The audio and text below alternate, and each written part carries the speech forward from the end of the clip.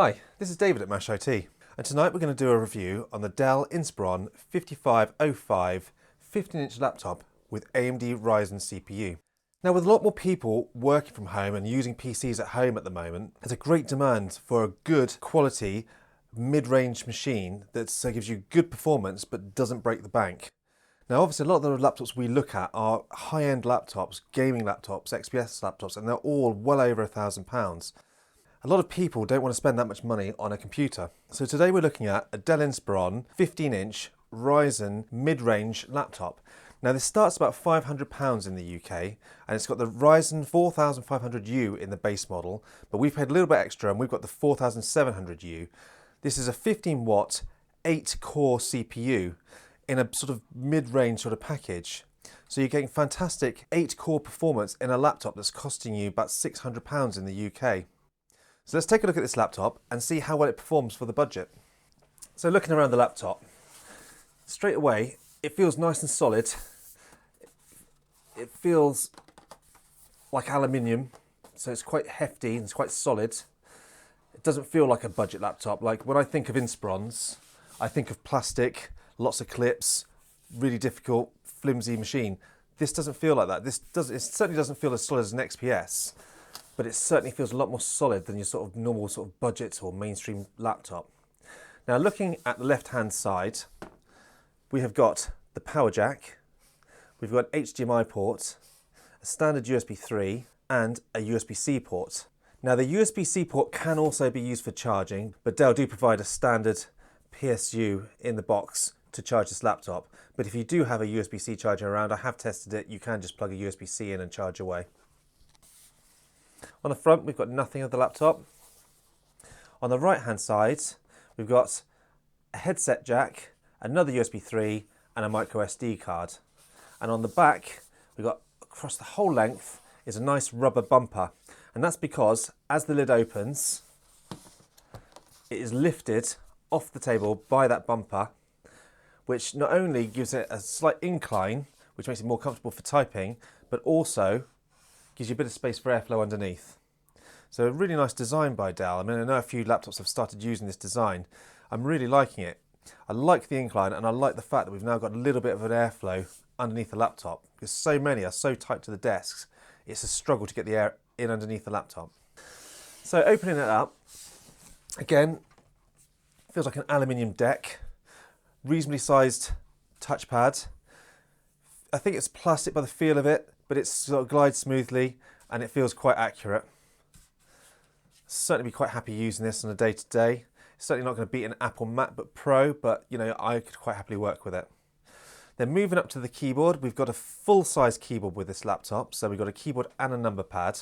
The keys feel reasonably good. It's certainly not as premium as an XPS keyboard, but I'm quite happy typing on it.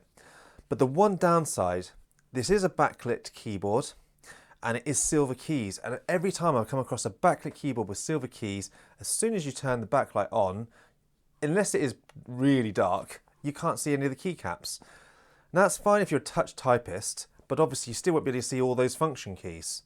This is something I don't know why anybody, I know HP do this a lot and Dell do this a lot on their mid-range products. It's like they've never used their own laptops.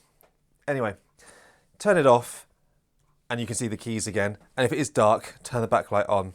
It is a strange one, but unfortunately a lot of them do it.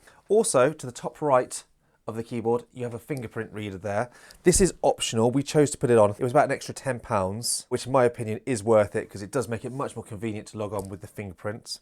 And then moving up to the screen, we've got a 1080p. Now it doesn't say that it's an IPS panel, but I've been very impressed with this panel. It's an AUO panel, and I believe obviously they can't use the IPS because it isn't an LG panel, but it is sort of IPS sort of standard. It's got great viewing angles, pretty good brightness, and it also has good image quality. So they also using this laptop, been quite impressed with this display, especially at the £500 that this model starts at. Okay, so we're just going to quickly check the speakers. We're running YouTube's royalty-free music to test it.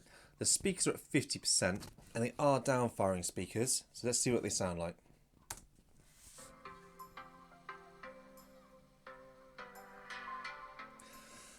So they're not overly loud. I'm going to turn them up in a second. So not overly loud at 50%, but the sound quality seems okay for downward firing speakers. Let's turn it up a bit.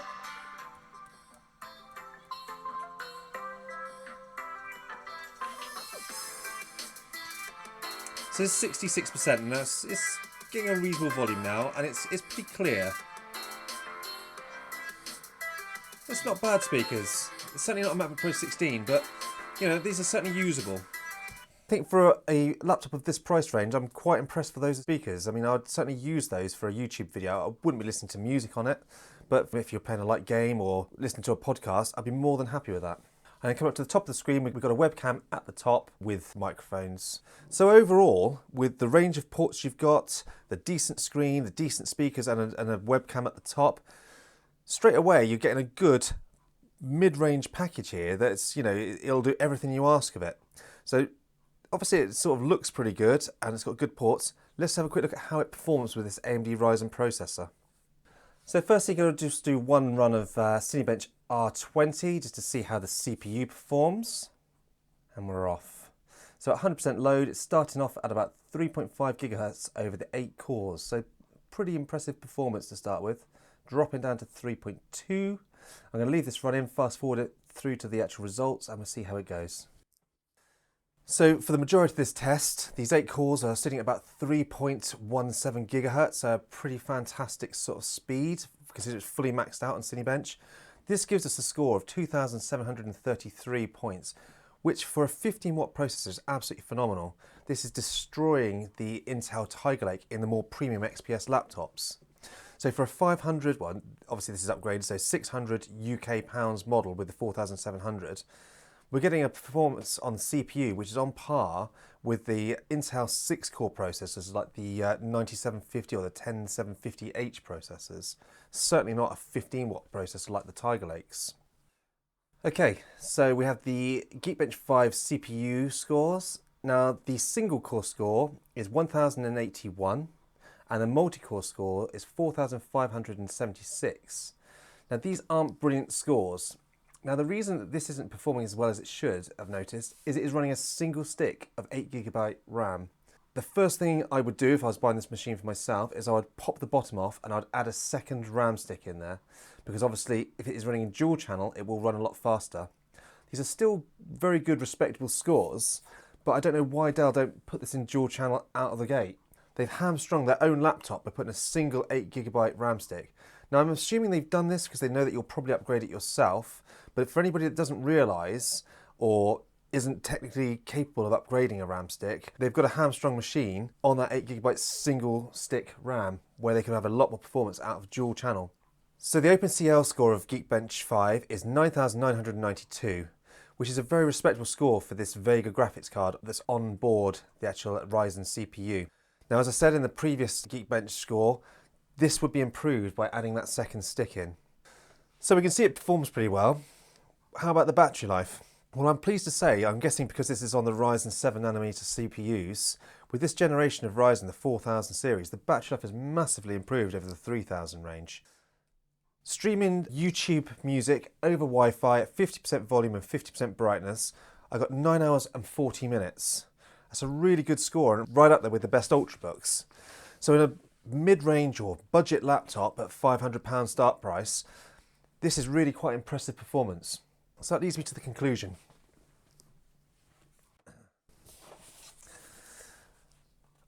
When I picked this up at £600, I was really doubting it to be much good.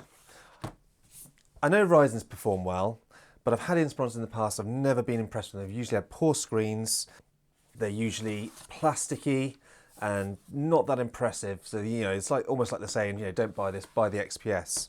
But not everybody wants to spend well over £1,000 on a laptop to get an XPS or a MacBook. A lot of people want to spend about the sort of £500, £600, £700 and get a solid notebook. And I think Dell have hit a good price point with this.